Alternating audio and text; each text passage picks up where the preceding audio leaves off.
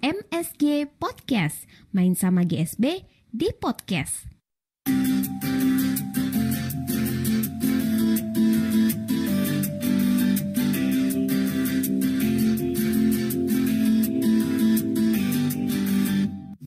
Halo, selamat sore semuanya, teman-teman. Suaranya udah kedengeran? Selamat sore, Kak. Kedengeran, Pak. Kedengeran, Kak. Oke, semoga masih semangat semuanya. Aku nyalain videonya mana sini? Yap. Nyalain video. Yap. Sip. Jadi hari ini kita akan ada sharing tentang pengajaran kreatif gitu ya. Ini karena kan kemarin tujuannya apa sih Kak kita adain sharing ini? Kemarin kan GSB sempat survei, terus ternyata teman-teman para relawan pengajar khususnya sama modul mereka banyak yang butuh untuk gimana sih caranya pengajaran kreatif di masa pandemi ini. Nah saat ini GSB juga semuanya berprofesi sebagai guru gitu. Jadi semoga sharing hari ini sangat bermanfaat dan berguna buat teman-teman untuk persiapan nanti di tanggal 17 Januari mengajar adik-adik GSB. Cuman sebenarnya gak hanya untuk adik-adik GSB juga, mungkin antara relawan di sini juga ada yang berprofesi sebagai guru atau pengajar privat ataupun pengajar di bimbingan belajar. Nantinya mungkin sharing dari kakak-kakak relawan alumni GSB ini bisa diaplikasikan di kehidupan mengajar kalian sehari-hari gitu. Nah, saat ini kita nanti akan dipandu oleh 3 narasumber gitu. Yang pertama itu ada Kak Dika Suci Islam. Kalau misalkan kalian orang Depok, terus tahu perumahan Pesona Kayangan, nah sekolahnya itu ada di depannya. Terus yang kedua, ini ada Kak Furkonudin Zulkaisi, biasanya kita panggilnya Kak Zul. Dia adalah seorang guru bahasa Inggris di SDN Pinang Ranti 02. Jadi mungkin nanti teman-teman yang gimana tanya sama Kak Zul. Dan yang ketiga, ini ada Kak Pinke Purnamasari. Dia juga salah satu pengajar matematika di salah satu sekolah di Depok. Jadi nanti mungkin kakak-kakak juga gimana ya cara ngajarin matematika yang seru buat anak-anak, apalagi anak SD, anak SMP gitu. Apalagi di masa pandemi kayak gini, nanti bisa juga sharing sama Kak Pinke gitu. Nah, sebelumnya untuk hari ini relawannya nggak semuanya datang. Jadi memang yang dikhususkan banget itu untuk relawan pengajar sama modul dan rumah belajar. Karena nantinya mereka ini akan berinteraksi langsung dengan anak-anak, terus membuat media pembelajaran dengan anak-anak, dan yang pastinya lebih relevan untuk sharing yang lain dalam bentuk webinar yang lain untuk divisi-divisi lain, dan GSB pengen memperbaiki pelayanan kepada relawan. Kita tuh pengennya gini Kak, jadi setelah selesai dari GSB, kakak tuh juga ada bekal atau insight yang bisa dibawa keluar di lingkungannya masing-masing gitu. Jadi sama-sama kita tukar pikiran, tukar ilmu dan lain-lain. Dan semoga hari ini webinarnya berjalan dengan lancar. Mungkin lebih tepatnya sharing santai ya Kak. Jadi di sini nanti gak saklek-saklek banget sih. Kebetulan 3 kakak ini juga asik-asik banget orangnya. Dan semoga nanti juga bisa bermanfaat, bisa sesuai dengan kebutuhan kakak-kakak semua. Oke, karena ketiga-tiganya sudah ada di sini, mari kita panggil aja. Silakan Kak Dika, Kak Zul, dan Kak Pinke. Halo, selamat sore. Oh, selamat sore. Halo sore semua. Halo. Kok nggak ada videonya? Oh, ada nih. Ya, halo, selamat sore. Nah, jadi teman-teman ini adalah narasumber-narasumber yang keren-kren banget dari ngajar juga di Gerakan Suka Baca untuk adik-adik di Sekolah Master Depok.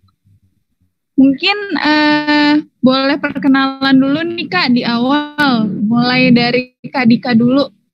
Boleh perkenalan, habis itu Kak Zul, habis itu Kak Pinke. Silakan. Iya, saya dulu ya. Bismillahirrahmanirrahim. Assalamualaikum warahmatullahi wabarakatuh.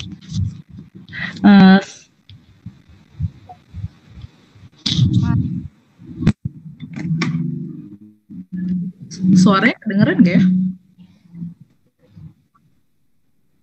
Kedengaran Kak, jelas-jelas. Perkenalkan, nama saya Dika.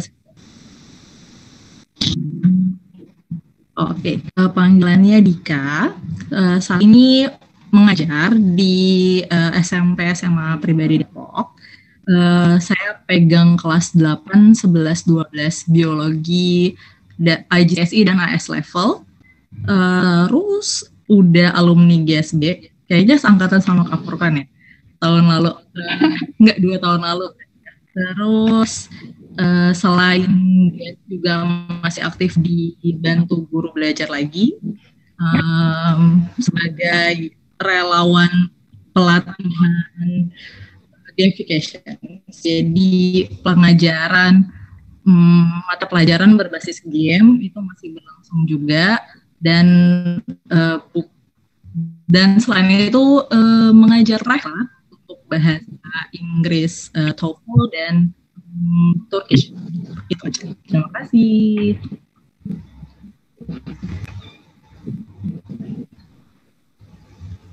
Wow, keren banget. Terima kasih Kak Dika. Oke, langsung lanjut ke Kak. Oke. Assalamualaikum warahmatullahi wabarakatuh. Dan selamat sore teman-teman semuanya dari GSP. Nama saya Furkonuddin Zulkaisi, biasa dipanggil Kak Zul. Saya di GSB ini dulu bareng sama Kak Dika juga ya, sebagai salah satu pengajar juga. Ini jelas kan ya suaranya ya? Jelas Kak, jelas. Oke, good. Oke, nah untuk kesibukan saya saat ini, saya adalah seorang pengajar bahasa Inggris di SDN Pinang Ranti 02 Jakarta. Terus selain itu juga saya sebagai seorang guru private juga, dan kebetulan saya di sekitar rumah membuka bimbingan belajar tatap muka tapi ya. Terus aktif di beberapa kegiatan kerelawanan juga, kerelawanan pendidikan. Salah satunya ada juga di dekat Keramat Jati itu sebagai salah satu penasehat kegiatan pembelajaran bahasa Inggris seperti itu.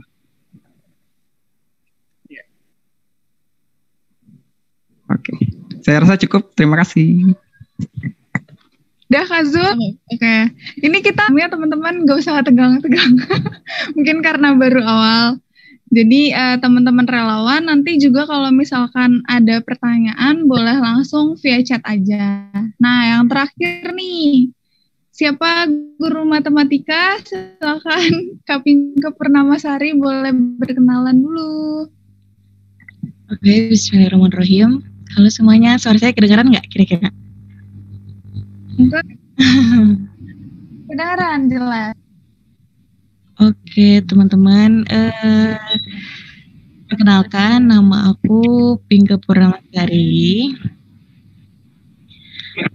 Aku ngajar di SMP Dharma Pertiwi Depok. Kebetulan Aku mengampu mata pelajaran matematika untuk kelas 9. Terus di sela-sela itu aku juga ngajar private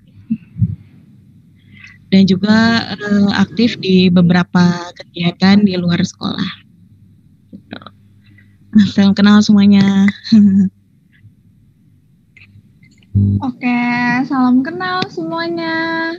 Nah, itu tadi adalah perkenalan singkat dari para pembicara hari ini.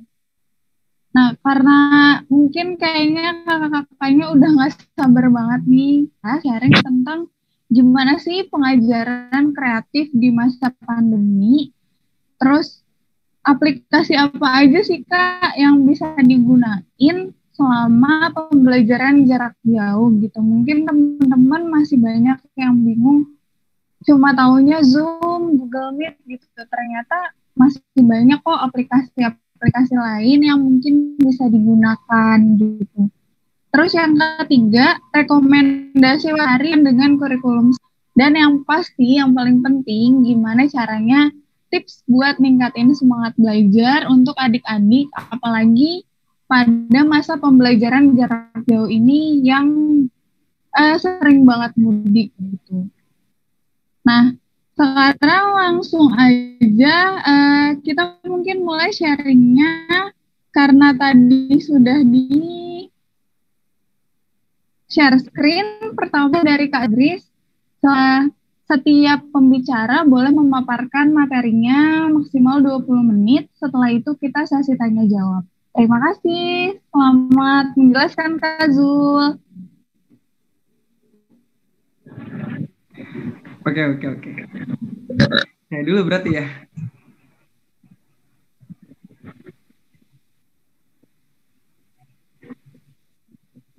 Ya.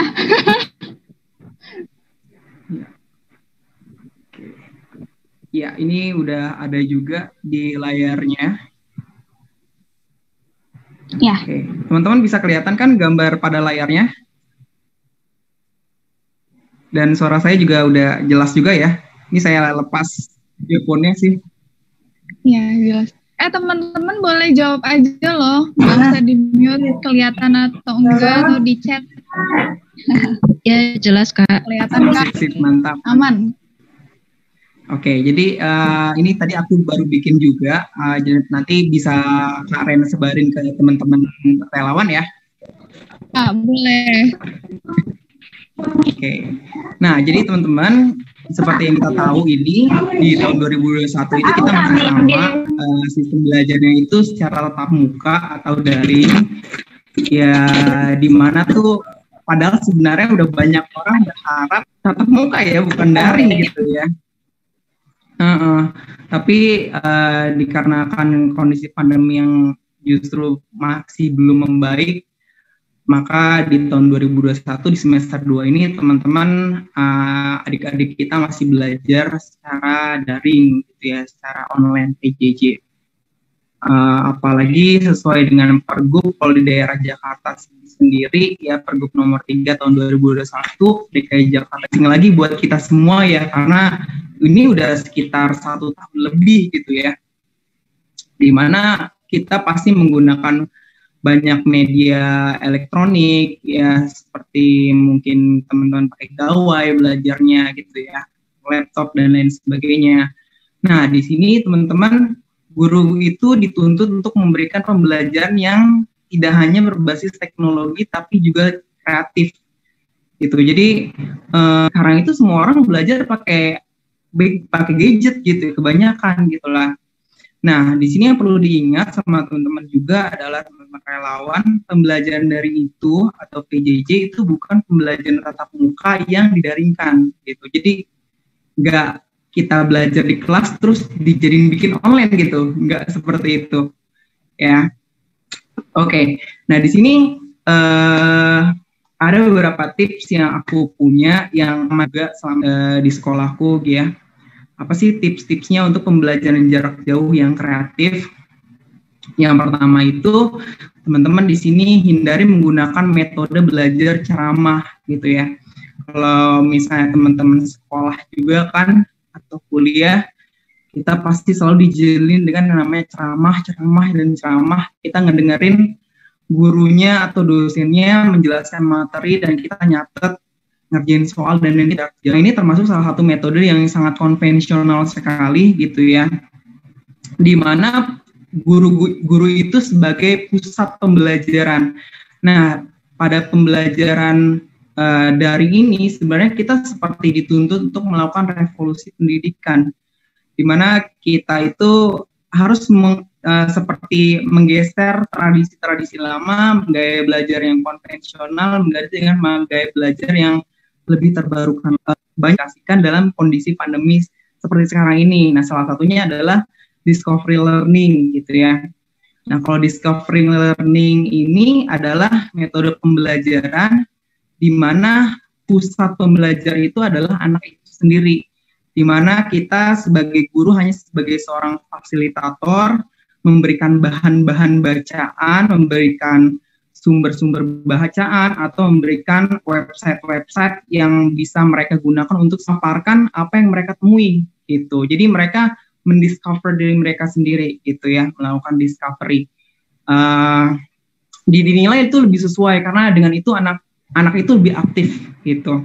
Kadang kita juga merasa kalau belajar di sekolah kita dengerin ceramah itu juga nggak maksimal gitu.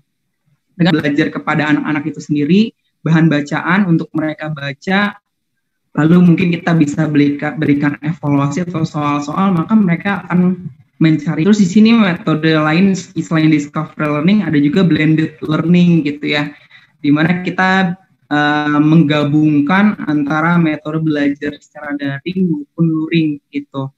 Kalau misalnya teman-teman punya adik-adik atau misalnya lagi ngajar secara daring, kan kita kan kebanyakan ngajar tuh melalui WhatsApp group atau Google Classroom gitu ya. Tapi kita bisa juga mengcombine dengan kegiatan-kegiatan yang secara luring gitu, fungsi gitu kan, televisi pendidikan dari TVRI gitu, dan lain sebagainya. Nah, terus yang kedua di sini kita sebagai pengajar jangan monoton teman-teman. Ya, dalam Bloom Taxonomy, level kognitif tertinggi dalam pembelajaran itu adalah menciptakan, sedangkan yang paling rendah itu adalah menghafal gitu. Kebanyakan dari kita kan cuma menghafal, mengingat gitu ya. Coba kita kan pengalaman belajar yang lebih tinggi lagi, kita perlu menggunakan, perlu ke level yang lebih tinggi, yaitu menciptakan atau create. Jadi kalau bisa kita ketika mengajar jangan hanya meminta, nih baca terus coba diingat terus nanti ada soal latihan gitu. Kalau bisa diminimalisir. Kalau bisa kita tambahkan kegiatan-kegiatan yang seperti praktek. Misalnya oh ini hari ini kita pelajaran IPA nih, tanaman gitu ya. Nah, kita bisa meminta anak-anak untuk melakukan praktek gitu. Nah, dan praktek ini misalnya dengan menanam tanaman, cambah gitu, terus kita melakukan praktikum, ada yang ditaruh di tempat yang tidak terkena matahari, ada yang ditaruh di tempat terkena matahari, dan lain sebagainya. Terus misalnya kalau pembelajaran bahasa Inggris, kita bisa misalnya melakukan kegiatan praktek dengan cara komunikasi mungkin sama keluarga mereka gitu ya, atau tetangga terdekat mereka. Nah, itu bisa kita gunakan sebagai bahan kolaborasi mereka gitu. Jadi jangan kegiatan yang monoton seperti misalnya coba baca bahan ini terus nanti kalian kerjakan ya gitu, atau ngerjain soal terus dibahas gitu ya. Kalau bisa diminimalisir.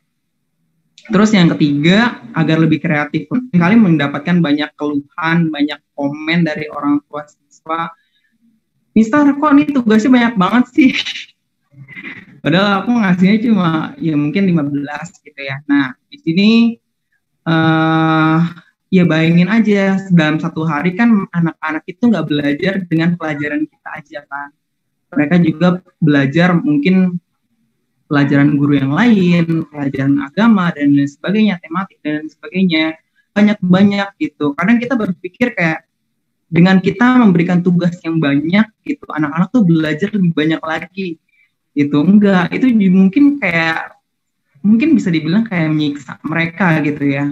Dengan waktu sebenarnya, karena memang sudah tadi sudah aku bilang juga, pembelajaran daring itu bukan pembelajaran tatap muka yang didaringkan gitu. Ya di sini makanya kita lebih rasional lagi, berikan soalnya di anak-anak. Terus di sini juga kalau bisa ada sisi kolaboratif dan tetap dibuat secara kompetitif. Karena di masa pandemi seperti banyak ini, banyak sebenarnya hal-hal yang bisa kita pelajari teman-teman. Banyak juga media-media yang bisa kita gunakan. Nah, kalau misalnya kita selipkan dengan misalnya TikTok contohnya gitu ya. TikTok itu kan bahkan anak-anak SD pun pada punya gitu, pada bikin gitu ya. Nah, gitu. Kayak misalnya mengucapkan kalimat-kalimat sapaan dalam bahasa Inggris gitu. Nah, kadang seringkali aku beberapa buat konten-konten seperti itu. Nah, di sini selanjutnya kita bahas tentang konten gitu lah. Nah, agar lebih kreatif lagi, guru juga kalau bisa bikin konten secara pribadi gitu. Ya, sebenarnya memang konten pembelajaran itu udah banyak banget ya, kayak misalnya di YouTube gitu ya. Tapi kalau misalnya kita buat secara pribadi, teman-teman, itu pasti bakal beda banget. Karena yang namanya gaya belajar, gaya mengajar itu suatu hal yang otentik. Hanya bisa guru itu yang bisa berikan gitu. Ya kayak misalnya kita nyari video dari YouTube, kayaknya ada yang kurang deh gitu. Karena kan guru itu seperti menyapa anak-anaknya, terus misalnya guru itu juga punya gaya khas, misalnya salamnya seperti apa gitu. Nah hal ini dekat, jadi kalau bisa guru tuh belajar untuk membuat konten pembelajaran pribadi gitu. Ya karena dengan belajar, meskipun awalnya memang kurang maksimal, tapi insya Allah dengan sering banyak belajar pasti bisa gitu buat konten yang lebih maksimal lagi. Karena sekarang bikin konten belajar itu nggak susah, banyak platformnya, bahkan dari Zoom sendiri pun kita bisa bikinnya. Terus di sini yang kelima adalah Zoom meeting, dan banyak banget kendala teknisnya, apalagi ketika koneksi internet itu lagi nggak lancar banget. Itu bisa sampai stuck 20 menit, mereka nggak ngapa-ngapain. Nah, di sini penting banget bagi guru untuk punya banyak rencana cadangan. Ya, apalagi ketika kegiatan Zoom meeting seperti ini, gitu. Ya, kayak misalnya menyediakan kuis, gitu. Dan yang bisa teman-teman relawan mungkin punya adik di rumah, atau kepada adik-adik di GSP sendiri nanti ya. Terus di sini aplikasi apa saja sih yang bisa digunakan dalam PJJ? Nah, mungkin ini beberapa aplikasinya bukan aplikasi yang nggak pernah kalian dengar, pasti pernah dengar lah ya. Tapi memang ini digunakan dan sangat maksimal sekali gitu. Kayak misalnya untuk aplikasi seperti Zoom Meeting dan Google Meet memang sudah cukup umum. Tapi di sini ada beberapa aplikasi yang pernah aku gunakan dalam pembelajaran jarak jauh. Salah satunya adalah Padlet. Ya kalau misalnya teman-teman kalau bisa diklik linknya, boleh diklik tuh ya. Nah jadi Padlet itu seperti sebuah papan tulis. Nah tapi di situ menyertakan konten-konten pembelajaran yang mau kita pelajari pada hari itu. Misalnya kalau teman-teman klik di Padletnya, itu nanti akan ketahuan tuh, oh hari ini kita mau belajar apa aja nih. Jadi kalau di WhatsApp grup kan biasanya tuh ada pesan 1, pesan 2, pesan 3, pesan 4 gitu. Tapi kalau Padlet ini jadi seperti papan tulis, itu udah ada konten-kontennya. Yang pertama baca apa gitu. Terus yang kedua ngapain, yang ketiga ngapain, terus ada soal latihan, ada video, ada audio. Di situ di Padlet ini bisa banget teman-teman eksplor untuk gunakan kegiatan pembelajaran gitu. Memang menggunakan internet sih gitu. Terus di situ ada juga yang sering aku gunakan, itu salah satunya adalah Quizizz ya. Quizizz ini memang salah satu media kuis yang cukup menarik ya, karena memang ada banyak sih seperti prof juga itu. Tapi aku mungkin lebih suka Quizizz gitu ya, karena kontennya mungkin lebih seperti games gitu buat anak-anak. Kita bisa masukin meme, bisa masukin lagu juga, efek-efek yang menyenangkan juga. Jadi kalau teman-teman nanti bisa coba kerjain, nah itu menyenangkan banget. Jadi mungkin kita kayak ngasih ulangan itu biasanya pakai Google Form ya, Google Form gitu ya.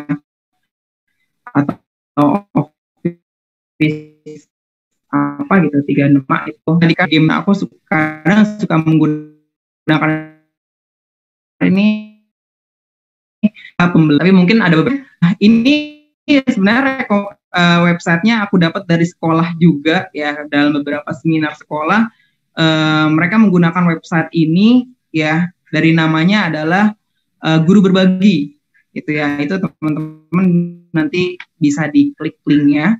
Di Guru Berbagi ini itu adalah salah satu situs web dari pemerintah, dari Kemdikbud. Di situs web ini teman-teman itu bisa mencari apapun, kayak misalnya mencari RPP, pembelajaran gitu ya, tentang grid konten RPP, itu nanti ketemu RPP-nya yang seperti apa. Terus juga ada video pembelajaran ya. Kalau misalnya teman-teman nyari di YouTube kan memang banyak banget gitu ya, tapi ini direkomendasiin dari Guru Berbagi. Jadi teman-teman bisa coba cari yang lebih sesuai dan sesuai RPP gitu ya. Terus di sini ada video and trik juga teman-teman kalau mau nyari tentang konten belajar di tips konten Guru Berbagi. Terus juga di sini artikel-artikel PJJ ya, kayak misalnya penelitian di situ. Jadi teman-teman bisa baca selain teman-teman mendapatkan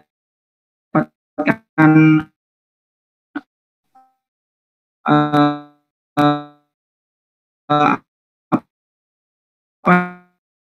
ya,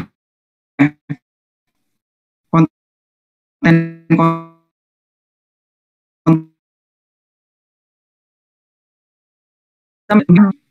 RPP dan lain sebagainya.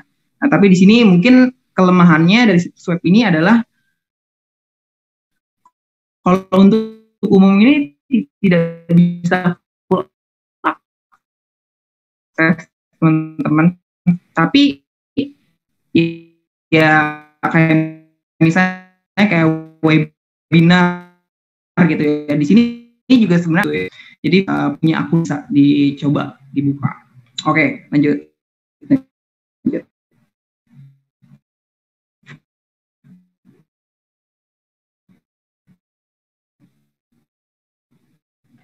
Kalau gitu udah ya. Oh ya, itu aplikasi di rumah gitu lah ya. Siapa di sini yang ya ini sebenarnya aku ngerasain sendiri gitu ya. Ketika aku kan di sini buka bimbel juga gitu ya, dan aku ketemu dengan anak-anak sekolah aku sendiri gitu ya. Itu tuh lucu ya, kayak misalnya kamu di sekolah hari ini belajar apa? Belajar ini, terus tadi ngerjain soal latihan. Ya udah, coba Mister mau nanya, coba tadi yang kamu pelajari tentang ini tuh apa? Mereka tuh kayak kurang ya, 100% masih konten aja gitu. Konten belajar, anak suruh ngerjain. Nah, bisa dibilang juga hal itu yang membuat anak-anak tuh nggak semangat ketika belajar, karena ya udah monoton gitu-gitu aja gitu ya. Dalam pembelajaran di mana yang pertama itu adalah memanusiakan hubungan ya. Ketika kita sebagai seorang guru ya, seorang guru dan seorang murid itu punya ikatan, punya hubungan, bukan seperti hubungan antara yang nggak ada saling menguntungkan, bukan gitu ya. Jadi saling memanusiakan gitu. Jangan cuma kita ngasih kerjaan dan ya udah bodo amat gitu. Jadi di sini penting banget bagi kita pertama-tama ketika belajar itu melakukan diagnosis ya, diagnosis kondisi anak gitu ya. Kendala anak itu seperti apa. Makanya di sini kita perlu banget yang namanya komunikasi ya, terus harus responsif gitu. Karena si guru yang care sama anaknya, guru yang peduli dan perhatian sama anaknya, itu bikin siswa, bikin peserta didik itu semangat untuk belajar gitu. Ya dari bukan guru yang ngasih tugas, oh ya terima kasih gitu. Ya kadang seringkali aku memang suka dikomplain gitu ya, karena memang aku di sekolah ngajar 16 kelas dari kelas 1 sampai kelas 6 untuk bahasa Inggris ya, karena memang bahasa Inggris itu di SD hanya muatan lokal saja, jadi bukan pelajaran wajib.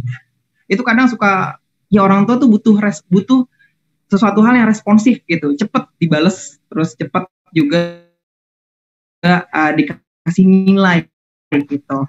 Jadi kalau misalnya salah kita perbaiki, kita koreksi gitu. Jadi di sini yang bikin semangat adalah ketika kita bisa menjadi antara guru, siswa dan juga orang tua murid gitu.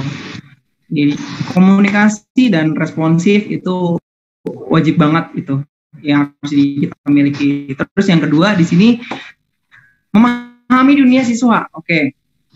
Ya, ketika kita merefleksikan kepada diri kita sendiri, kita ketemu dengan guru di sekolah, ini apa sih kok nih guru kayaknya kolot banget, nih guru kok kayaknya nggak gaul banget gitu ya. Nah di sini makanya kita perlu memahami gitu ya, bukan berarti kita bergaya kayak anak-anak gitu, tapi kita tahu dunia mereka tuh seperti itu ya kan, dalam konten-konten belajar mereka gitu. Kayak misalnya ketika ini ada bias aku nih di soal, padahal cuma pakai namanya doang gitu, mereka tuh kayak keren banget gitu.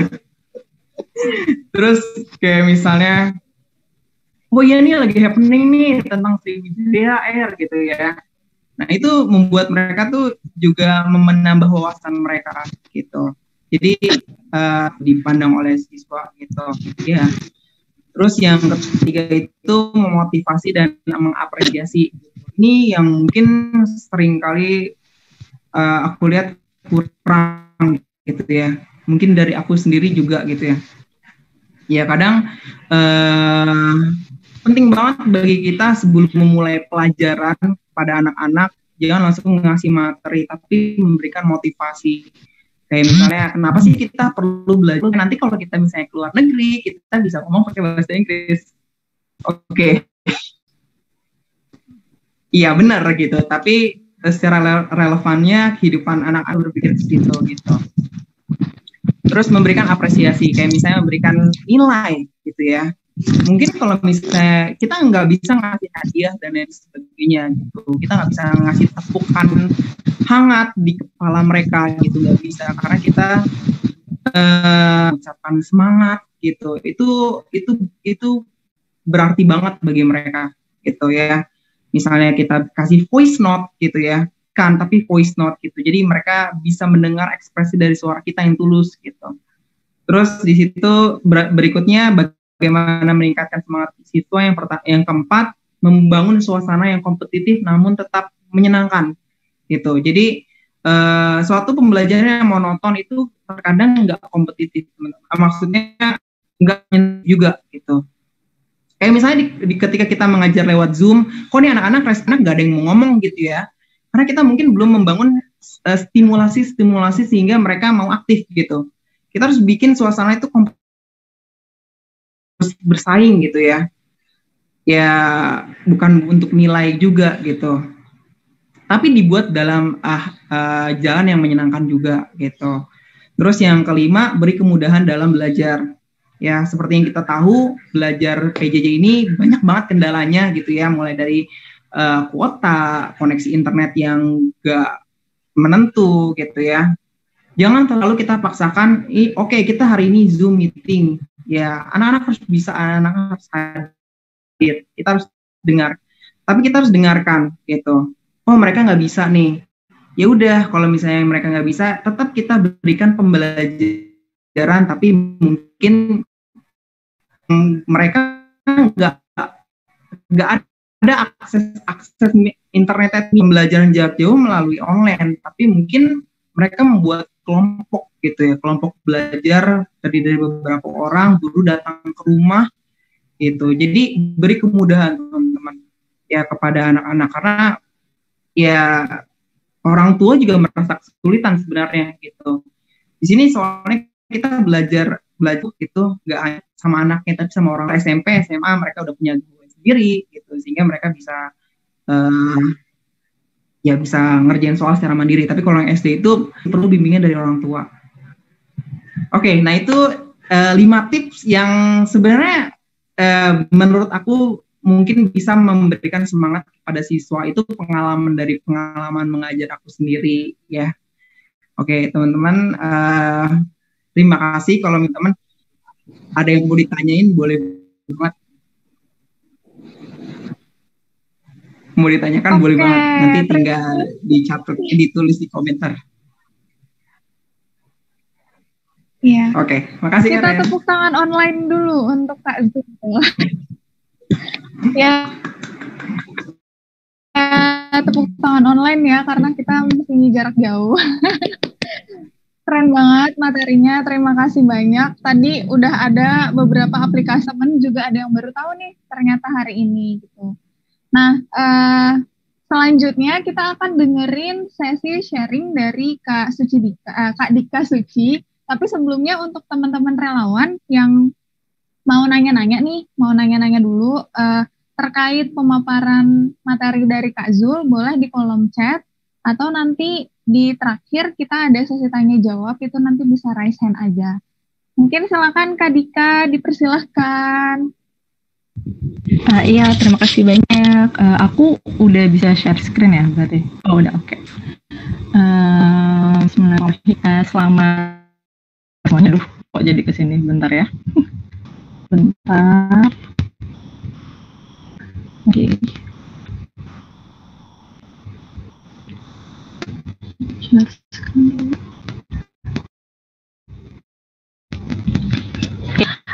Bismillahirrahmanirrahim. Terima kasih banyak untuk kesempatannya nih. Saya udah bisa share screen. Sebenarnya saya nggak nyiapin apa-apa.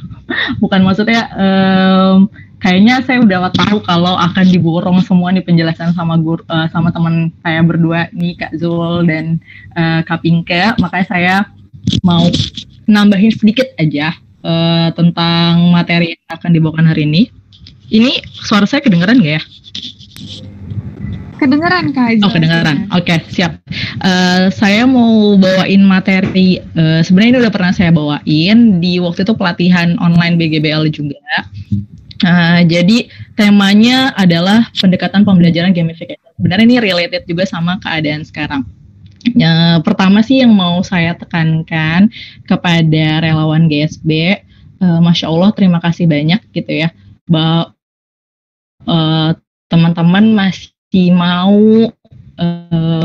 peduli dengan pendidikan. Kenapa saya bilang gitu? Karena menjadi guru, mendidik dan mengajar itu bukan sesuatu yang gampang, gitu ya. Bahkan kalau misalnya kita punya adik pun ngajarin dia belajar atau misalnya bantuin dia mengerjakan PR itu kan sesuatu hal yang susah banget gitu ya ibaratnya. Apalagi teman-teman sudah bersedia untuk mengajar seseorang atau banyak anak mungkin ya yang kita nggak paham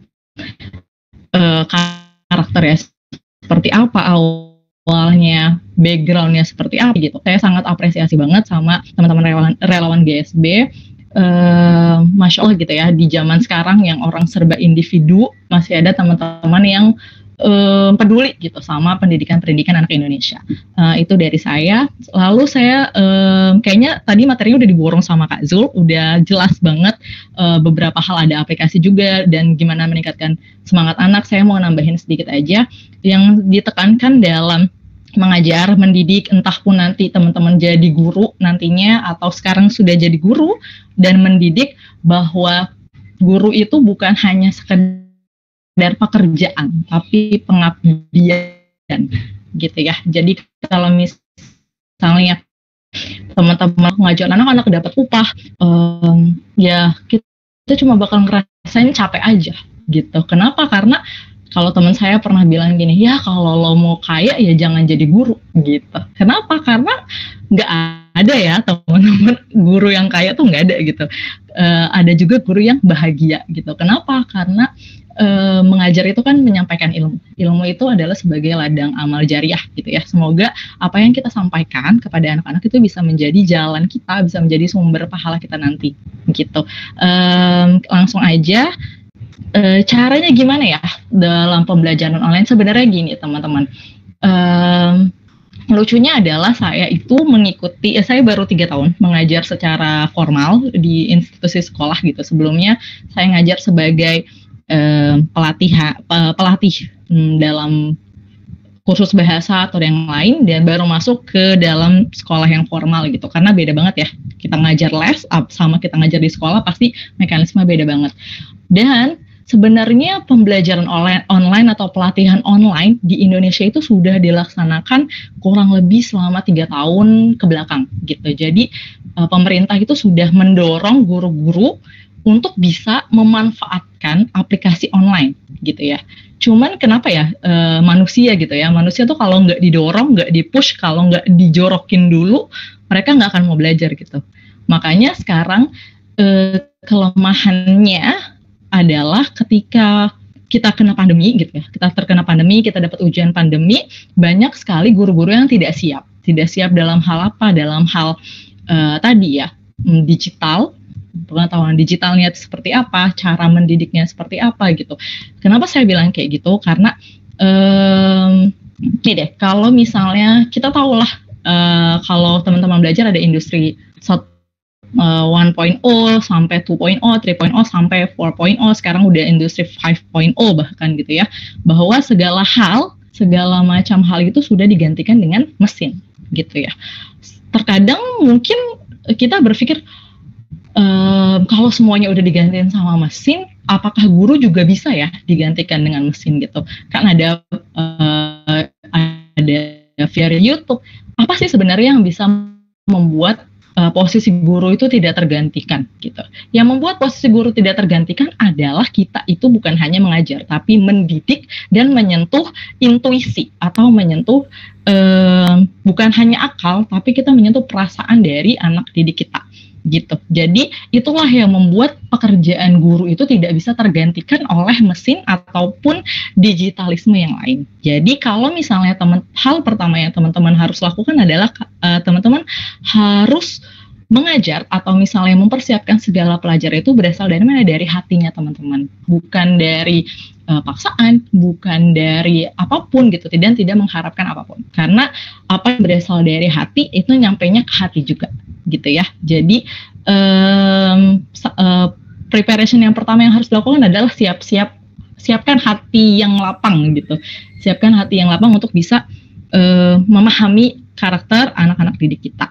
Terus yang kedua, ini dari Albert Einstein, saya ambil quotes-nya adalah education is not the learning of facts but the training of the mind to think. Jadi kalau misalnya teman-teman berpikir cuma ngasih ilmu gitu, jadi ngasih ilmu ke anak-anak, itu tuh mereka bisa dapat di mana aja. Mereka bisa dapat dari YouTube, dari TikTok, dari Instagram, dari hal-hal lain gitu. Tapi yang guru ajarkan adalah kita mengajarkan mereka untuk melatih mindset-nya gitu. Kita mengajarkan mereka untuk melatih cara berpikir, bukan cuma memberikan knowledge atau pengetahuan itu. Lalu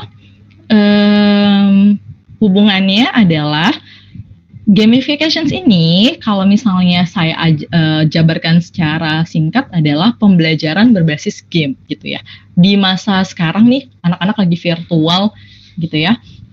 Misalnya nih dulu, saya mengamati gini deh, anak-anak kan kita bukan cuma anak-anak aja, kita siswa itu suka banget main handphone gitu ya, kita suka banget main HP, suka scrolling IG, suka buka YouTube gitu. Tapi tetap aja kok kalau misalnya saya suruh siswa saya untuk nonton YouTube tentang misalnya, karena saya ngajar biologi, tentang klasifikasi makhluk hidup, mereka juga merasa keberatan gitu.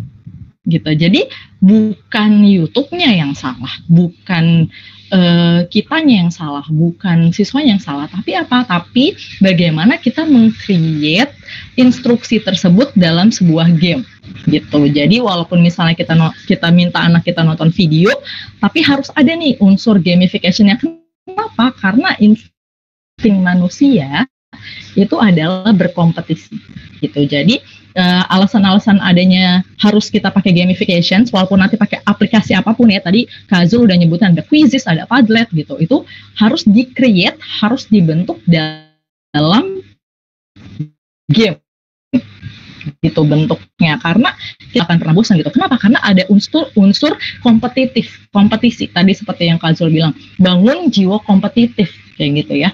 Alasannya adalah game memiliki engagement yang tinggi, siswa itu digital native. Jadi mereka itu lahir, internet udah ada, handphone Android udah ada, smartphone udah ada. Kalau kita adalah digital adaptive, atau kita beradaptasi dengan perkembangan digital Terus gamification juga meningkatkan dopamin. Jadi dopamin itu hormon yang bikin kita happy gitu. Nah, kalau main game, anak-anak pasti happy. Nah, tugasnya adalah kita membangun atau men-trigger si dopamin itu untuk keluar atau untuk diproduksi saat kita mengajar. Gitu. Dan yang terakhir adalah mengoptimalkan proses otak untuk menerima informasi baru. Gitu ya. Jadi secara garis besar, gimana caranya kita ngajar online, ya bikin jadi game. Gimana pun caranya, teman-teman kayaknya lebih tahu daripada saya ya. Gimana cara, nih misalnya matematika trigonometri, gimana ya cara dibikin game. Itu udah banyak banget kok tutorialnya di YouTube. Tinggal kita membangun lesson planning atau rencana pembelajaran yang sesuai dengan karakter anak didik kita. Itu aja. Terus gimana aplikasinya? Yang pertama, cara pengaplikasiannya gamification tadi, tentuin karakteristik siswa dan siswi teman-teman. Jadi, apakah mereka orangnya kompetitif, ataukah mereka orangnya silent, atau mereka orangnya kreatif, itu tentuin dulu karakteristiknya. Berdasarkan apa? Berdasarkan learning style-nya bisa, dari karakternya bisa, atau dari ability atau kemampuannya gitu. Jadi jangan sama ratain tugasnya gitu, karena beda-beda ya setiap anak. Yang kedua, tentukan learning objektif yang akan dicapai. Jadi tujuan pembelajaran hari ini apa? Misalnya, topiknya trigonometri, tapi kan trigonometri luas ya. Nah, dispesifikasiin tuh top learning objektifnya apa? Yang penting harus clear dan harus spesifik gitu. Terus yang ketiga, setelah kita menentukan learning objektif, tentukan aktivitas yang akan dilakukan gitu. Nah, aktivitas yang akan dilakukan ini harus mengandung 4 hal. Yang pertama adalah multiple performance. Maksudnya game yang akan kita buat itu mengandung banyak performance anak-anak kita. Misalnya ada anak yang lambat cara berpikirnya, atau ada anak-anak yang cepat, atau ada anak-anak yang harus dicubit dulu gitu baru dia gerak. Nah, itu gamenya harus mengandung multiple performance tadi. Ada visibility, itu kemampuan untuk gampang gitu instruksionalnya. Terus ada increase difficulty level. Jadi kan bosan ya kalau main games levelnya itu aja, ya kan? Pasti harus naik dan naik. Nah, game itu juga harus memberikan keluangan pada siswa untuk bisa meningkatkan level dari kesulitan tersebut. Terus ada multiple paths atau berbagai macam cara. Misalnya nih, tujuannya A gitu. Nah, untuk mencapai tujuan A, seorang guru tuh harus cerdik untuk memberikan jalur yang nggak cuma satu aja. Bisa jalur 2, kayak jalur lambat, jalur cepat, atau misalnya jalur apa gitu ya. Jadi kita harus bisa memberikan cara atau path yang berbeda walaupun tujuannya sama, kayak gitu intinya. Terus yang terakhir, tinggal menambahkan elemen game dan mekanismenya. Itu tadi gimana ya cara kita mempersiapkan diri atau mempersiapkan diri kita sendiri dulu untuk bisa menghadapi anak-anak.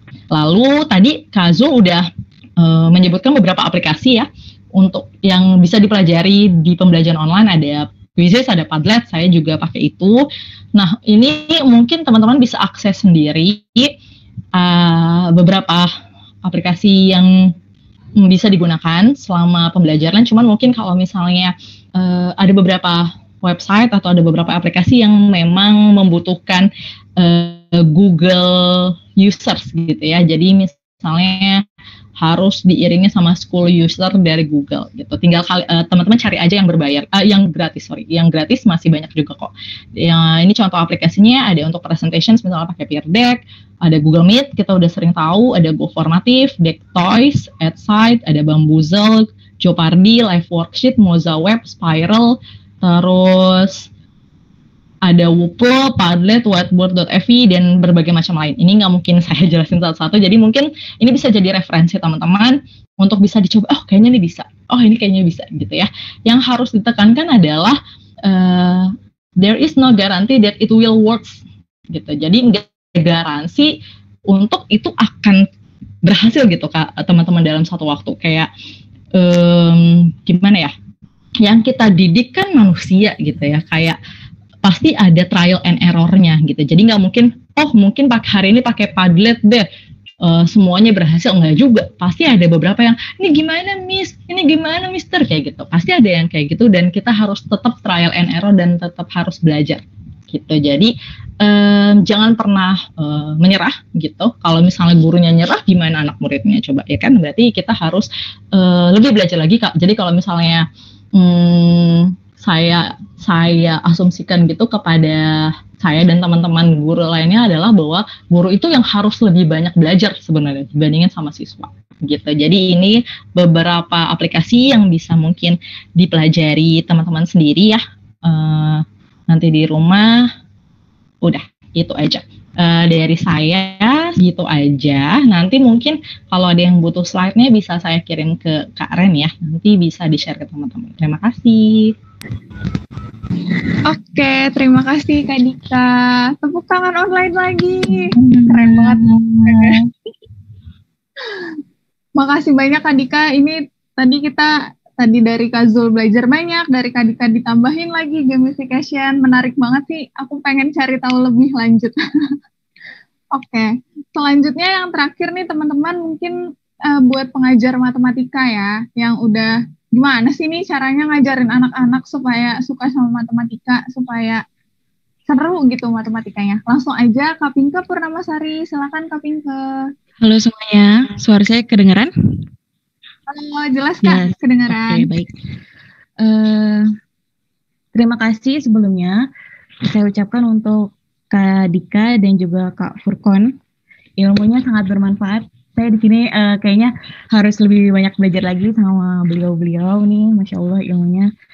Baik teman-teman, di sini saya pengennya kita sharing ya, dua arah gitu. Jangan saya aja. Nah, pertama saya akan mulai dengan pembukaan. Di sini ada kata-kata semua murid, semua guru ya. Kita itu sekarang lagi sama-sama belajar, nggak ada murid, nggak ada guru, tapi sama-sama belajar semuanya. Kemudian untuk pembukaan saya mau kasih gambar ini buat teman-teman. Kira-kira teman-teman pada bisa jawab deh nih. Di sini ada gambar mobil. Nah, 5 ditambah mobil mikrofonnya dinyalakan sama dengan 12. Kira-kira berapa mobilnya? Mobilnya itu sama dengan berapa? 7 Kak. Pinter, good, keren. Keren. Nah, kemudian ini, teman-teman pasti pernah melalui masa kecil gitu. Teman-teman tahu lagu Pelangi-Pelangi? Tahu mana? Tahu, good. Nah, sekarang coba aku minta satu audiens nyanyiin lagu Pelangi-Pelangi tapi liriknya diubah dengan rumus persegi. Coba, siapa yang bersedia di antara teman-teman? Karen coba. Aduh. Kazu ini Kazu. Ayo coba Karen. Ayo. Aduh, malu nih saya ditembakin. Oke, persegi itulah namamu, 4 kali sisi itu kelilingmu, sisi kali sisi itulah luasmu, semua sudutmu siku-siku, gitu ya Kak? Good job, tepuk tangan online semuanya. Iya benar banget. Nah ini sih bisa kita praktekin sama anak-anak SD gitu ya. Mungkin kalau sama anak-anak SMP atau SMA, ntar kita malah kayak malu sendiri gitu. Kata anak-anak mungkin, ibu apa-apaan sih gitu. Cuman ini kayak lebih cocok untuk anak-anak SD gitu. Maksudnya biar lebih menyenangkan. Tanpa mereka menghafal, tapi terngiang-ngiang sama lagunya itu lama-lama hafal dengan sendirinya. Biasanya kayak gitu. Oke, kemudian di sini ada kerang kali. Sekarang kita main perkalian, coba pakai puzzle. Coba teman-teman, saya mau tes perkaliannya. 3 dikali 7 hasilnya berapa? 21. Good job. Berarti yang ini ya. Kita mainkan imajinasi teman-teman. Kita pindahin ke sini. Oke, kemudian 3 dikali 5 berapa hasilnya? 15. Gitar. 8 dikali 7 berapa hasilnya? 56. 50. Good job. Oke, kurang lebih nanti hasilnya seperti ini. Kelihatan teman-teman? Kelihatan. Oke. Oke, kemudian selain lagu, kita juga bisa pakai pantun. Jadi di-combine antara matematika dengan bahasa Indonesia. Contohnya kayak gini. Jika menghitung harus teliti, karena matematika penuh angka. Jika kamu susah hati, perbanyak zikir dan berbaik sangka. Iya. Kurang lebih kayak gitu, teman-teman. Ya, pokoknya kita seenak aja itu paling cocok kalau lagu dan pantun itu cocok untuk bagian pembukaan supaya kita membangkitkan mood siswa, membangkitkan motivasi belajar siswa. Oke, kemudian di sini kita bisa memadukan iconic, problem based learning dan juga koneksi. Di sini ada pertanyaan, di sini ada gambar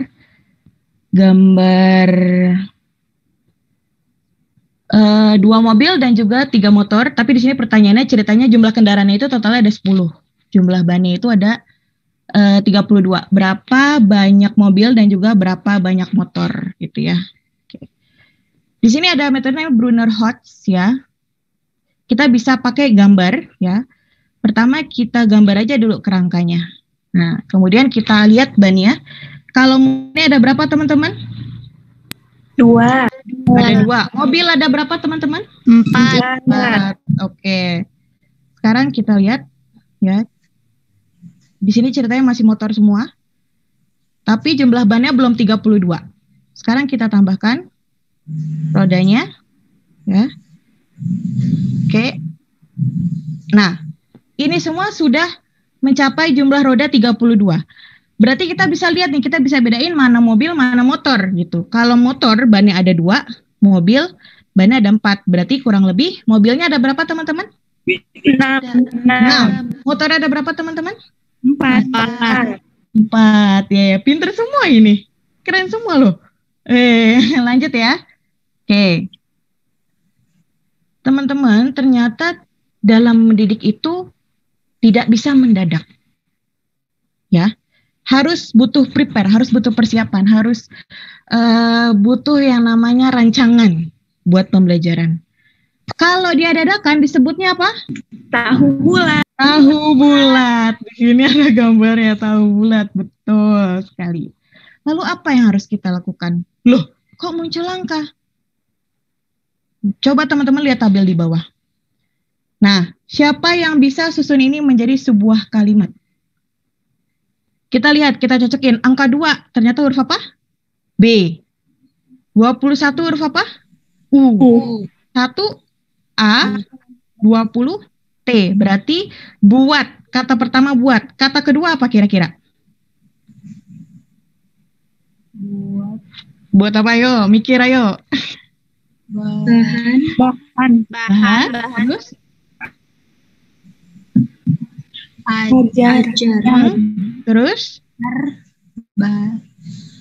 Apa lagi? Buatlah ajar. Terus? Online. Buatlah bahan ajar online. Berarti sebelum kita mau memulai pembelajaran, kita harus rencanakan dulu nih kira-kira aplikasi apa yang tepat kita gunakan untuk anak-anak yang akan kita ajar, lalu materi seperti apa yang akan kita sampaikan. Pokoknya kita harus membuat planning dulu sebelum mengajar.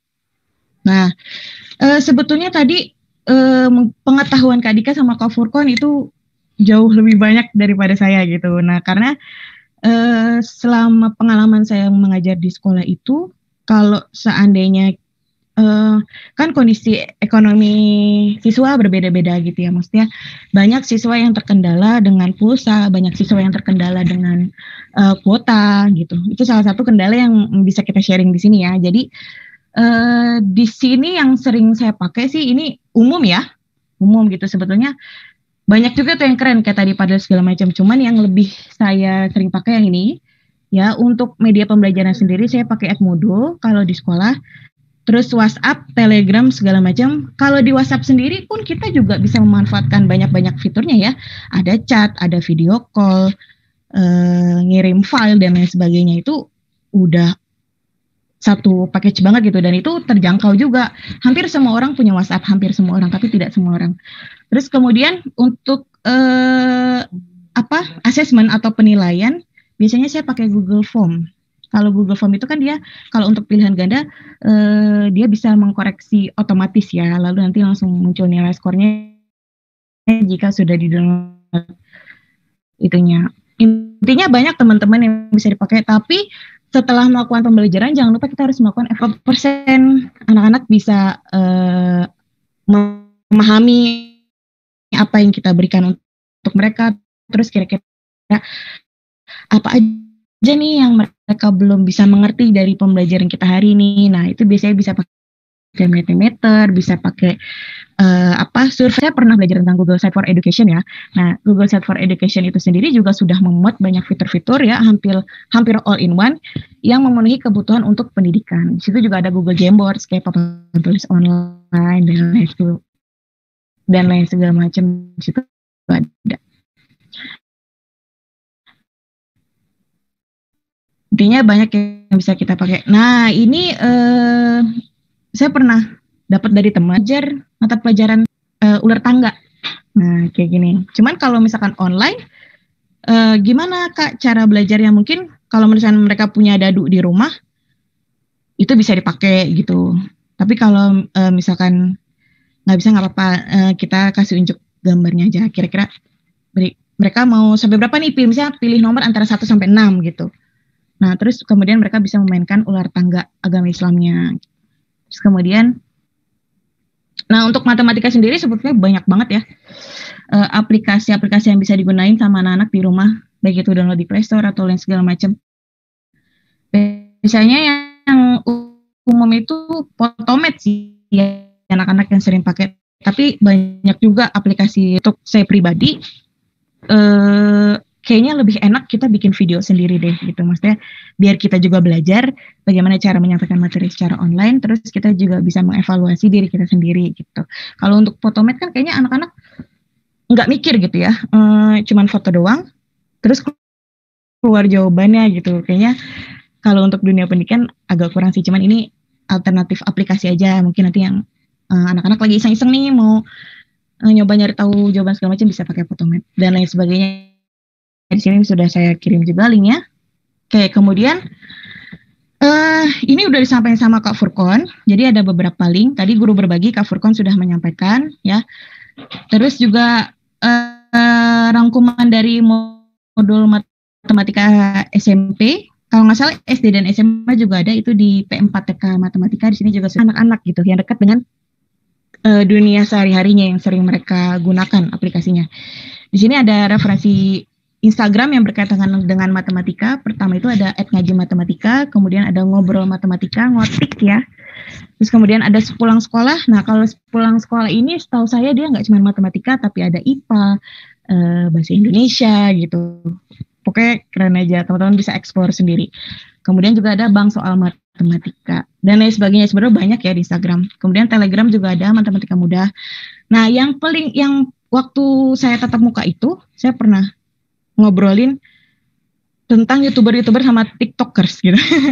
Jadi kan karena sekarang banyak YouTuber kreatif gitu, kontennya juga berbagai macam, termasuk juga konten matematika. Di sini saya sering ngasih referensi ke anak-anak. Coba deh kalian lihat YouTube-nya Jerome Pauline gitu.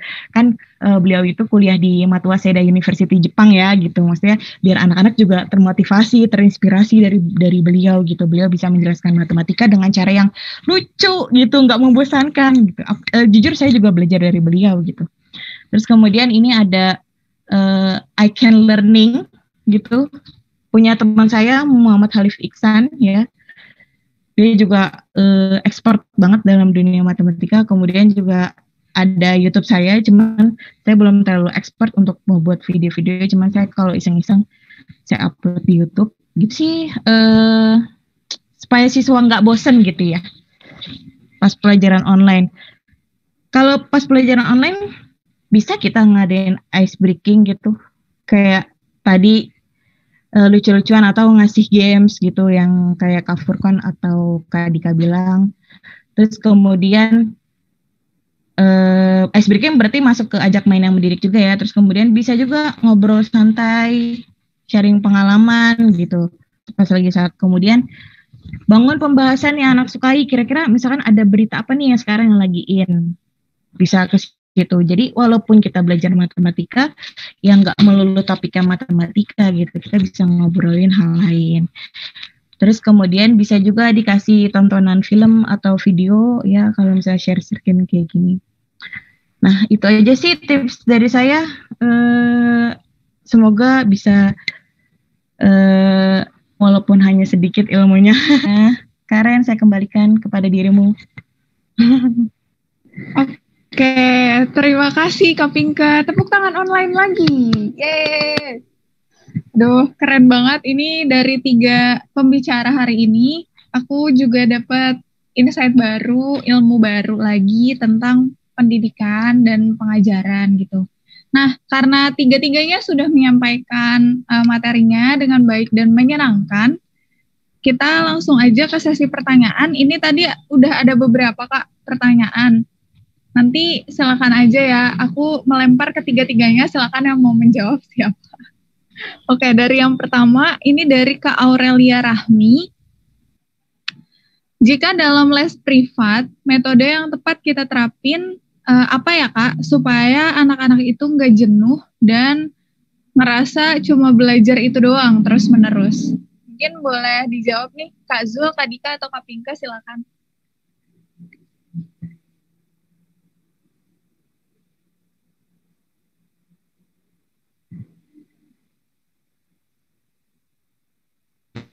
Aduh, tunggu-tungguan kayaknya.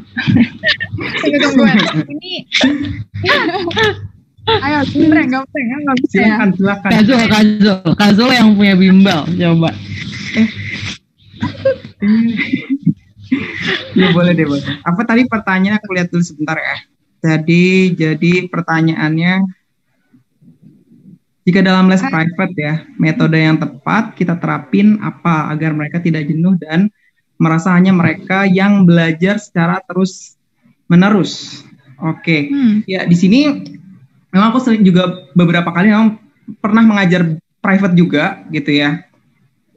Metode apa gitu ya? Karena kalau mengajar private itu memang bisa kita katakan beda dengan belajar formal di sekolah, ya belajar informal seperti di bimbel juga ya. Kalau private kan memang sendiri gitu ya, kita dan murid gitu ya. Memang kadang agak canggung pastinya gitu, dan suasana yang kita dapetin beda dengan pengajaran pada umumnya gitu ya. Memang kebanyakan yang kita temuin kalau orang private itu mereka belajar karena butuh gitu ya. Kak, aku kurang gitu, tapi aku nggak bisa belajar bareng teman-teman gitu. Mereka punya kebutuhan yang khusus sehingga mereka nggak bisa belajar secara di bimbel bareng-bareng dengan teman-temannya gitu ya. Dan kalau sekarang ini, zaman seperti sekarang ini justru memang sepertinya menjamur gitu ya private itu sendiri gitu ya, karena kondisi memang lagi pandemi begini. Terus metodenya apa? Apa ya? Kalau di private itu memang kita bisa memberikan pengajaran ya sesuai yang kita mau gitu ya, seperti yang kita mau. Tapi kita harus mendengarkan, kita harus melihat juga apa sih kebutuhan mereka dalam belajar gitu. Seperti kebutuhan mereka dalam belajar di sekolah gitu ya. Kadang mereka itu private karena memang mereka merasa kurang belajar di sekolah dan mereka ingin mendapatkan pelajaran yang lebih. Apalagi di masa pandemi seperti sekarang ini, memang mereka yang hanya diberikan konten video gitu dan tugas itu mereka benar-benar kayak nggak ngerti gitu. Dan memang banyak banget yang bilang kayak gitu. Jadi pertama-tama menjadi prioritas kita adalah memenuhi kebutuhan dia gitu. Ya kalau misalnya kebutuhan di sekolah mereka merasa kurang, ya kita penuhi itu dulu. Kita drilling latihan soal. Untuk private sendiri memang tidak bisa kita bikin seperti kondisi di dalam kelas gitu ya. Kayak misalnya kita perlu penjelasan panjang lebar gitu, karena memang mungkin terbatas dengan durasi dan lain sebagainya gitu. Metodenya kita bisa buat lebih simpel aja. Ya kayak misalnya anak-anak juga pasti sudah pernah belajar juga ya, seharusnya memang sudah membaca juga materi yang disajikan di sekolah juga gitu seharusnya gitu. Misalnya mereka belum, kita bisa ingatkan, tapi kita berikan poin-poin yang penting-penting saja. Kayak misalnya memberikan latihan soal itu bagus gitu, tapi dengan memberikan dengan diselingi dengan pembahasan gitu. Kayak misalnya, oh ini sepertinya soal-soalnya esensial banget nih. Ini mereka belajar ini di sekolah, jadi kita buat soal yang seperti itu juga, ya mungkin terdengar seperti konvensional banget gitu ya, tapi memang fokus utama ketika kita melakukan private, memang kita inginnya tuh apa ya, mereka terpenuhi kebutuhan di sekolah mereka gitu. Kalau misalnya mereka merasa, Kak, aku pelajaran di sekolah udah cukup nih Kak, aku udah paham gitu, aku pengen belajar yang lebih gitu ya.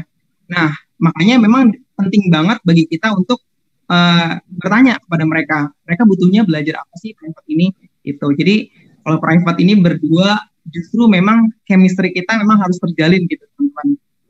Gitu. Jadi di situ ya modal kita memang pertama bangun dulu ikatan kepada mereka, kepada anak, karena memang gak enak banget kalau kita private sama anak dan anaknya kayak nggak serak sama kita gitu. Nah gitu. Jadi untuk metodenya mungkin lebih banyak ke soal latihan, karena memang mereka sudah belajar juga di sekolah gitu ya. Ya menurut aku sih seperti itu gitu. Kalau untuk dibilang jenuh dan tidak jenuhnya, ya memang selalu melakukan evaluasi apa yang mereka rasakan gitu.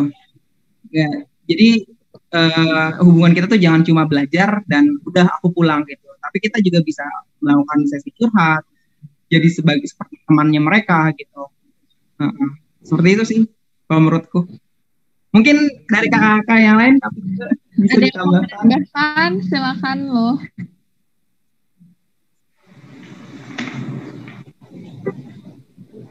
Halo, tes. Ada yang Halo, mau halo. nambahin? Oke. Ya, oke. Mungkin Kak Dika. sebelum kita mengajar anak yang profit sama kita harus pendekatan dulu kali ya.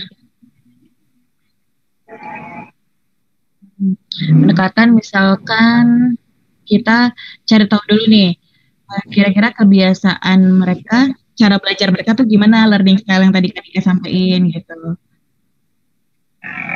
Terus mereka tuh kalau private maunya dibahas dulu materinya apa langsung kayak latihan soal gitu. Jadi kita cari tahu dulu iklannya kita. Atau bisa juga tambahin curhat tadi yang Kak Furkon kasih gitu. Yang Kak Furkon.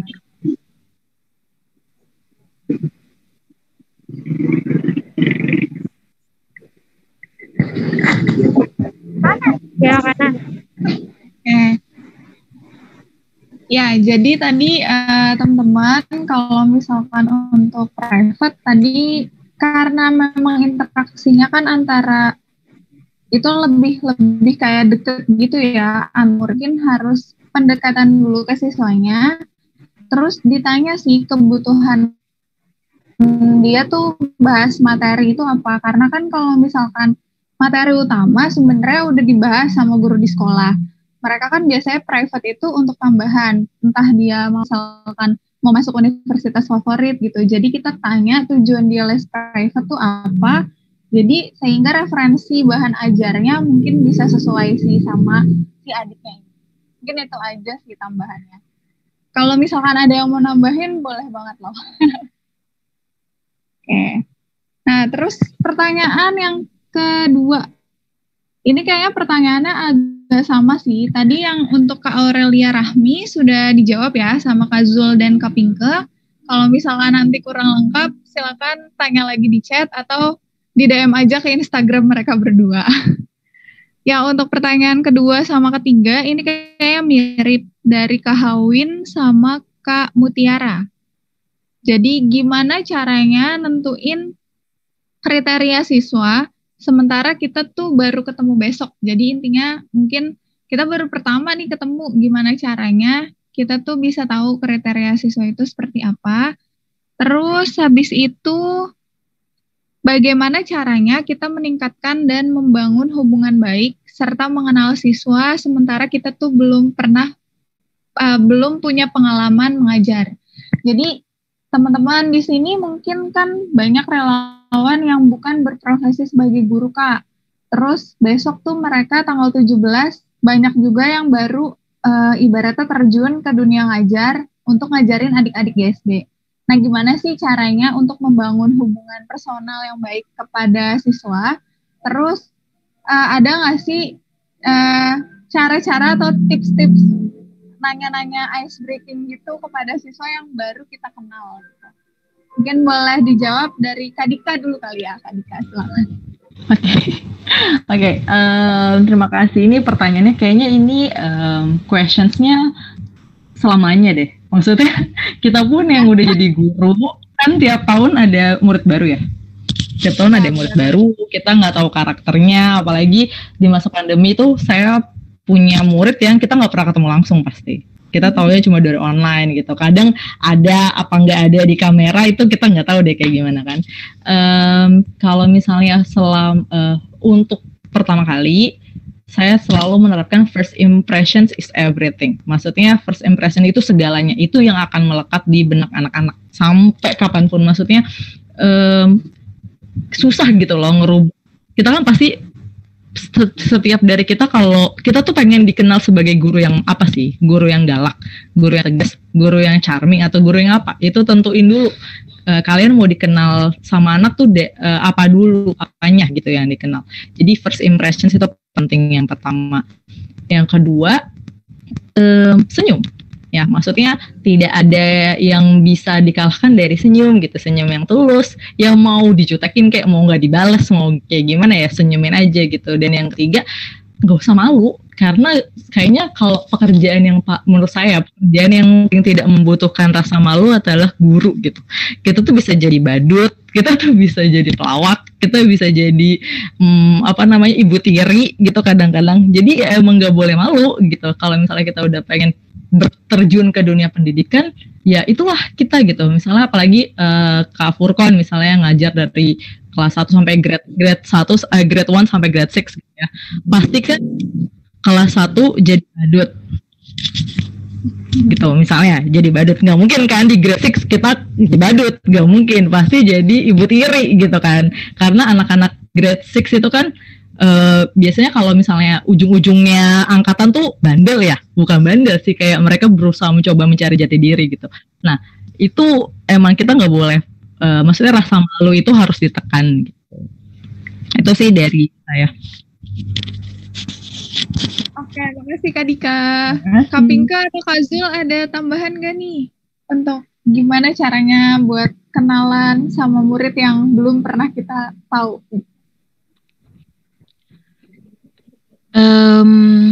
Kita bisa melakukan asesmen diagnostik. Kalau dalam istilah pendidikan tuh itu asesmen diagnostik, bisa lewat. Halo Karen, kedengeran gak suaraku ya? Kedengeran, jelas. Kedengeran. Oke. Asesmen diagnostik itu bisa lewat survei dari Google Form. Pertanyaan gitu, kita kasih pertanyaan tentang minat dan bakat siswa atau tentang keseharian dia sehari-hari seperti apa, atau bisa juga kita video call one by one.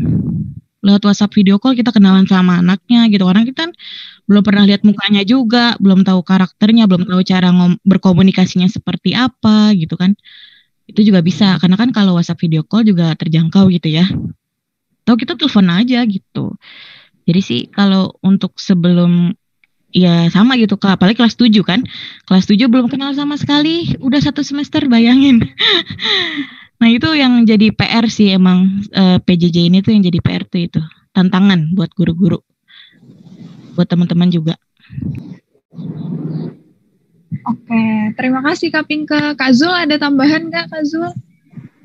Untuk jawabanku bener banget, udah terjawab sama Kak Dika, sama Kak Pinka juga. Jadi mungkin kalau dari aku sendiri, ketika ketemu dengan anak kelas 1 gitu yang baru masuk gitu ya, kalau misalnya kelas 2 sampai kelas 6 kan memang kita udah kenal gitu ya. Udah, apalagi sebelum PJJ juga kita sudah kenal gitu. Nah kelas 1 ini kan yang kita baru masuk kayak ini kok nggak ada anaknya gitu ya. Terus kita juga cuma ngomong sama ibunya gitu ya, bukan sama anaknya gitu kan. Jadi benar banget. Jadi mungkin yang lebih aku lakukan itu adalah melakukan asesmen diagnosis di awal gitu ya. Jadi seperti melakukan survei gitu ya, bertanya kepada ibunya atau orang tuanya secara langsung gitu ya. Terus juga pastinya kita terbuka gitu, kayak misalnya apa sih yang dibutuhkan oleh anak. Kalau misalnya kelas 1 sendiri memang kan kayak kelas 1 belajar bahasa Inggris gitu ya. Oke, mungkin bahasa Indonesia aja mereka nulis atau membaca juga belum lancar gitu ya. Nah, untuk pembelajaran di awal ya mungkin aku nggak akan banyak belajar gitu. Mungkin lebih banyak seperti kosakata. Tapi kalau untuk pendekatan, bagaimana mengetahui karakter mereka, mungkin lebih ke diagnosis aja gitu. Kayak pendekatan kepada orang tuanya gitu. Terus juga sering memberikan tugas-tugas yang meminta anak melakukan ekspresi langsung seperti membuat video gitu ya. Ya tapi nggak mesti sering-sering banget gitu. Kayak misalnya beberapa kali gitu ya, meminta mereka bernyanyi atau meminta mereka menjawab sesuai opini mereka. Bagaimana sih menurut kamu gitu ya? Apakah bahasa Inggris penting gitu? Karena aku suka ngasih pertanyaan-pertanyaan kayak gitu, dan di grup WhatsApp tuh rame anak-anak ngirim video mereka, dan ya itu kelihatan, oh ini anak-anak dia tertarik gitu ya, oh ini aktif anaknya, oh ini ada yang anak diem kayaknya cuma diperintah sama emaknya deh gitu, ada yang seperti itu, dan itu lucu banget. Ya jadi itu. Oke, siap. Berarti banyak banget tadi pengenalannya, bisa lewat WhatsApp video call, bisa lewat telepon juga, dan emang banget sih kalau pertemuan pertama tuh jangan terlalu masuk sama materi banget gitu. Kalian masih bisa ibaratnya PDKT dulu sama adik-adiknya, tapi tetap maksudnya disampaikan materinya, cuman tidak terlalu mendalam gitu. Nah mungkin pertanyaan terakhir nih ya, yang lewat chat ini. Oke. Dari Kak Natasha Setiamukti, di masa PJJ ini kita kan dituntut untuk lebih kreatif. Contoh kegiatan yang bisa dilakukan anak saat belajar apa ya? Mungkin tadi sebagian udah dijelasin sih Kak, nanti mungkin bisa kita share juga untuk PPT-nya, biar buat jadi referensi untuk kakak-kakak relawan semuanya. Terus selanjutnya, Kak izin bertanya, misalkan mengajar anak yang sudah tingkat menengah atas, oh ini untuk kelas besar. Kalau misalkan dia cuman ada WA doang nih Kak, gimana caranya biar tetap menyenangkan? Mungkin Kak Pinke sama Kak Dika nih, karena kan udah terbiasa ngehandle kelas besar, silakan boleh dibantu jawab Kak. Si anak ini cuman punya WA nih, gimana supaya bisa tetap menyenangkan? Oke. Kak Pinke dulu, aku dulu nih. Bentar.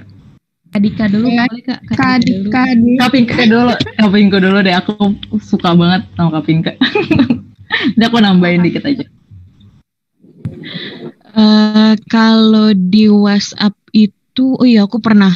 Emang sih kalau matematika itu, kalau di WhatsApp biasanya aku pakai voice note gitu. Kalau di matematika itu kan ada bagian komunikasi matematis gitu ya. Jadi kalau di matematika biasanya anak nulis jawaban benar tapi belum tentu dia bisa menjelaskan gitu kan. Kalau di matematika kayak gitu. Aku kadang-kadang suka pengen nyari tahu nih. Oh, nih anak sampai mana pemahamannya? Kalau biasanya kalau misalkan orang nulis terus dia berbicara artinya dia sudah benar-benar memahami, ya gak sih? Benar gak sih teman-teman? Kalau aku salah mohon dikoreksi ya. Aku biasanya bisa pakai voice note gitu, terus juga bisa pakai WhatsApp video call gitu supaya kita bisa mantau anak juga. Kalau seandainya jumlah muridnya banyak, ya kalau pakai WhatsApp video call kurang efektif sih menurut aku gitu. Cuman kalau misalkan kita petakan gitu kira-kira anak mana yang sudah bisa dan anak mana yang sudah belum. Nah, WhatsApp itu bisa menjadi salah satu referensi gitu. Jadi kita fokus ke anak-anak yang benar-benar belum paham aja gitu. Video call gitu, kendala kamu di mana nih? Terus nanti kita bisa sharing tanya jawab ya. Nanti kalau kamu kirim pertanyaan lewat WhatsApp, nanti Ibu kirim gambar atau foto cara menjawabnya, Ibu kirim lagi ke WhatsApp kamu gitu sih Kak. Mungkin kalau ada yang kurang bisa ditambahin. Siap Kak Pinke, makasih. Kak Dika mungkin mau menambahkan? Oke, kalau dari aku, kalau kelas besar ini lebih PR ya. Menurut aku kelas besar justru lebih susah di-handle dibandingin kelas kecil. Karena kalau kelas kecil kita bisa bikin game, kita bisa bikin lagu, kita bisa jumpalitan, mereka masih merhatiin gitu. Kalau misalnya kelas besar kita makin gila, makin diperhatiin gitu. Makin kayak apaan sih kayak gitu kan mesti.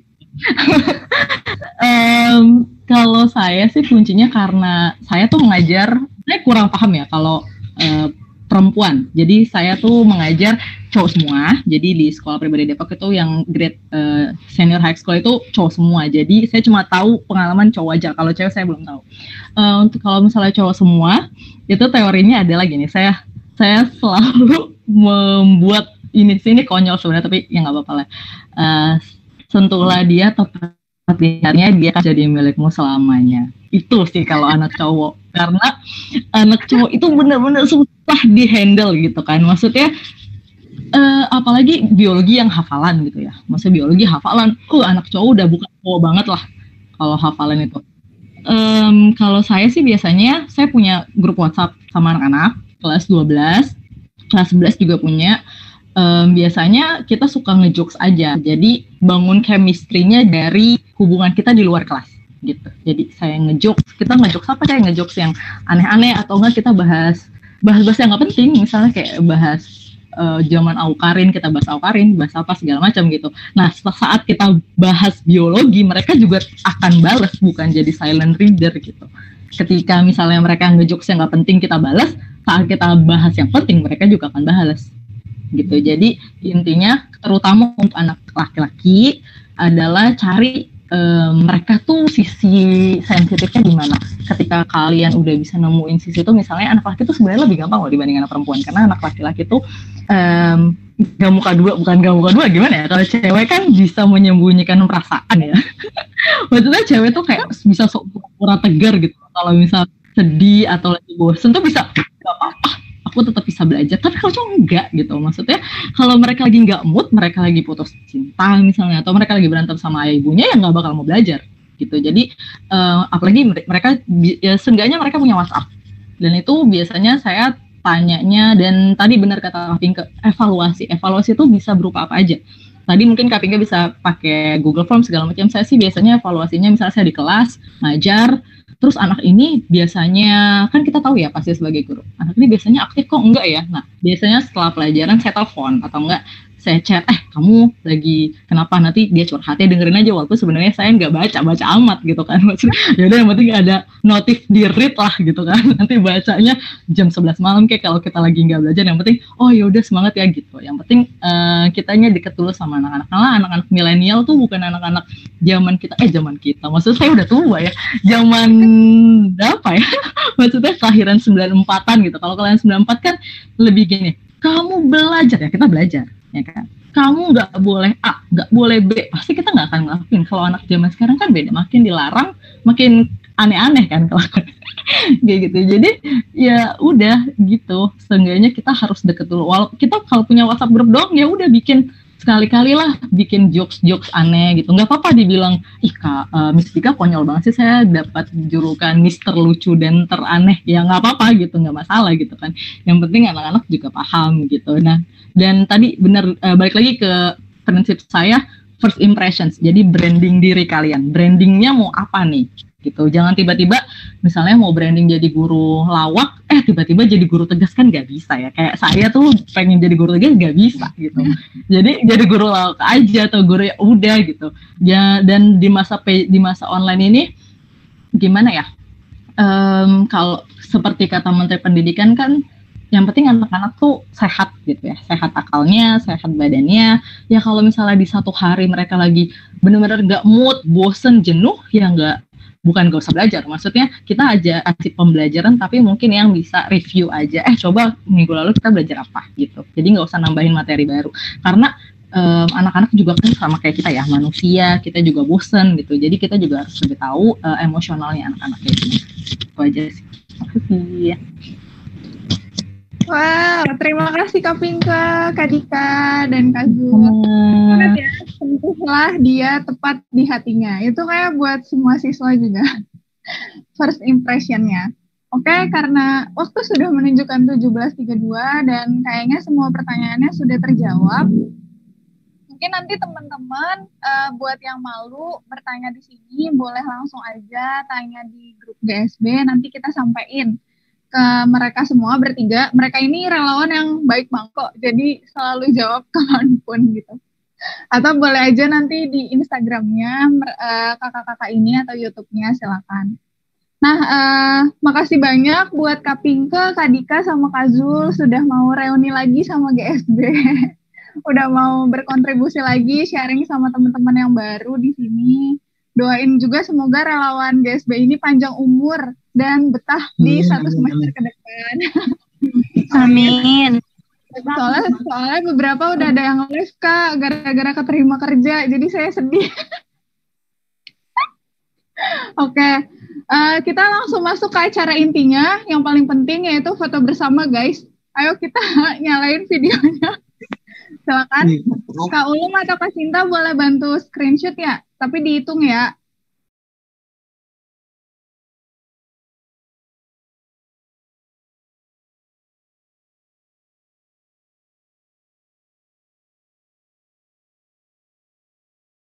Makasih Kak Dika, Kak Pinka, Kak Zul, semuanya. Semoga sehat-sehat bermanfaat.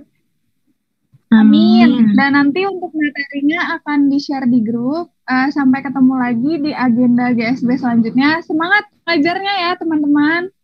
Terima kasih. Dadah. Kak. Terima kasih, Kak. Terima kasih. Bye-bye. Bye.